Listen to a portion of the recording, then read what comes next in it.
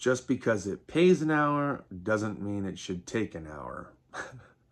One of my more favorite lines from a service writer buddy of mine, and it only got serious from there with other writers later down the road. Good morning, everyone.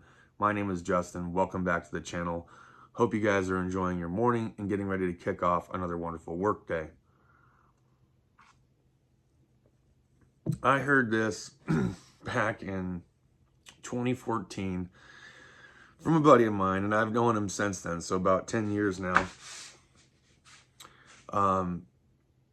Mr. Danny.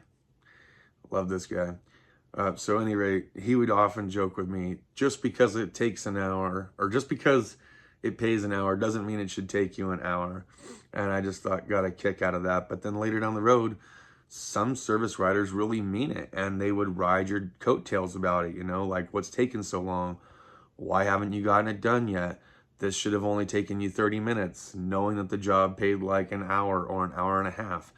And oftentimes it's really weird. It makes you kind of wonder, like, well, how do they expect me to do this step by step and get it done in less time than it actually pays by following it step by step, right?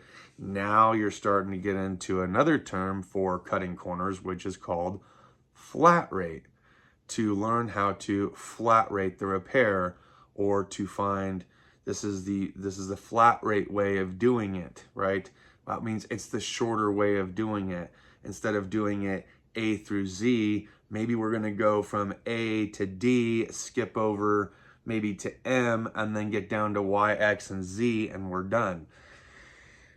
What do I mean by that? So oftentimes in a repair, if you were to follow service information, it's going to tell you to remove this, remove that, disconnect this, and it goes through this laundry list of things that you have to do. And oftentimes, in the flat rate way of doing it, you don't have to.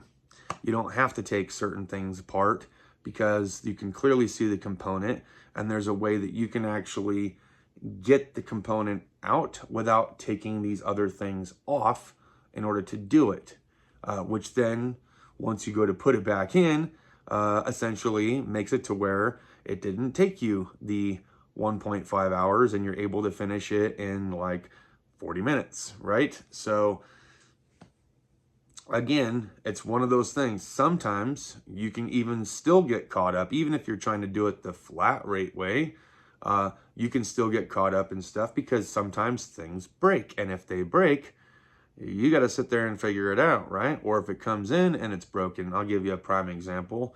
The Hemis, they have this exhaust hardware thing. Actually, a lot of Dodges did. Even the 3.8 liters have this exhaust hardware issue where they'll break off in the head. Sometimes you get lucky and they're sticking out of the head, and you can grab onto it with an extractor and remove it.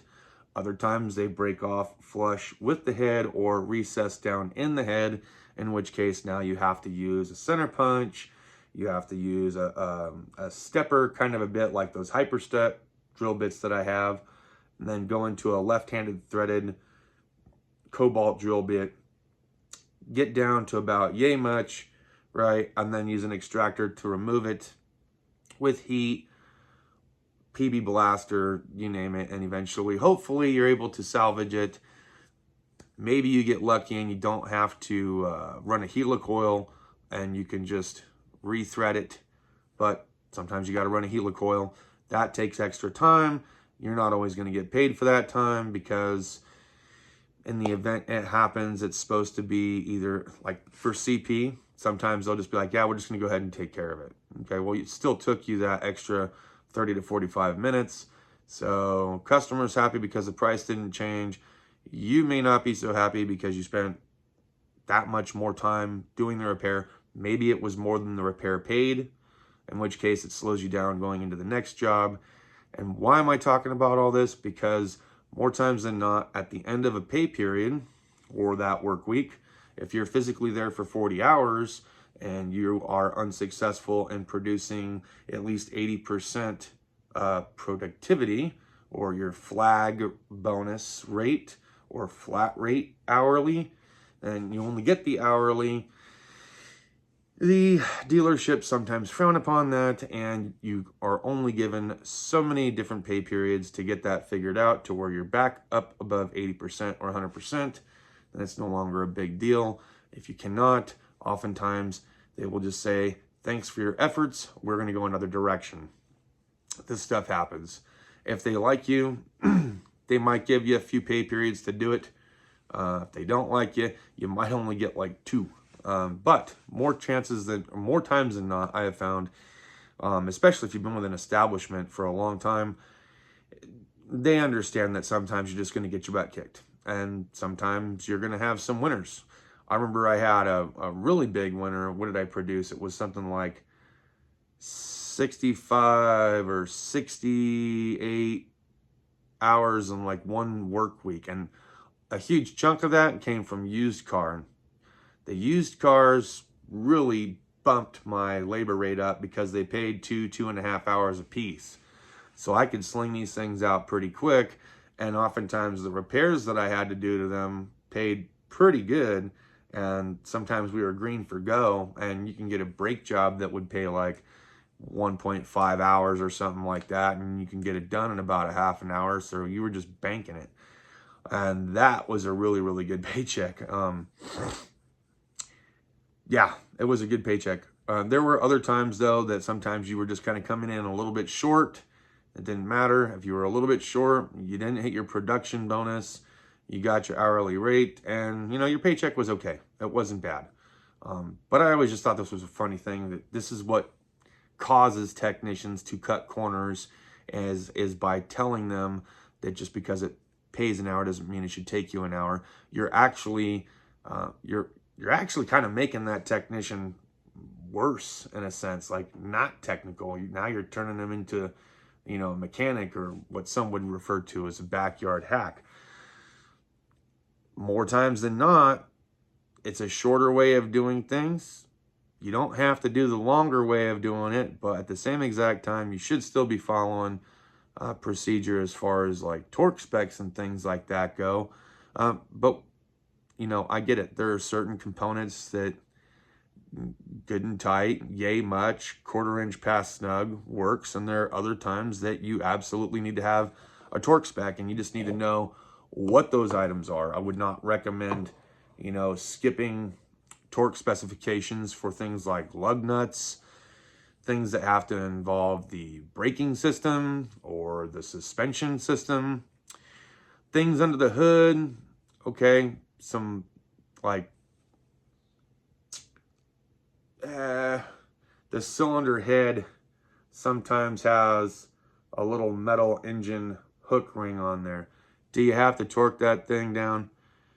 No, because the customer's not going to be lifting their engine out anytime soon. Grounds, brackets, things like that are around the engine, like I said, about yay much, 1/4 inch pass snug, things like that.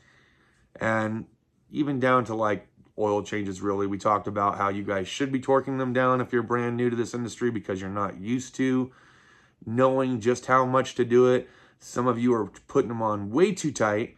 Some of you are not putting them on tight enough, and you're making them leak. So that's why I recommend a lot of you do the torque spec with the oil drain plug. Not because I don't think you know how to make sure, but because I don't think you know how. You see what I'm saying? Like, it's kind of weird. It's like, I'm not saying that you don't know how to tighten a drain plug. I'm just saying you probably don't know how to tighten a drain plug. Give yourself some time. That's why I think it's important. Because if you are that guy that's going, ooh, I might have just overdid it. Well, great. Now you got to either put an oil pan insert in, or you got to change the oil pan out completely. Depends if the plug is now stuck in there or not, right? So it could be bad all the way around. Some of you aren't tightening them up enough, and when they come out, they're just like losing the oil as it's driving out, and you're not checking it before it goes. So, that's what I mean. Like, there's certain things like you can do.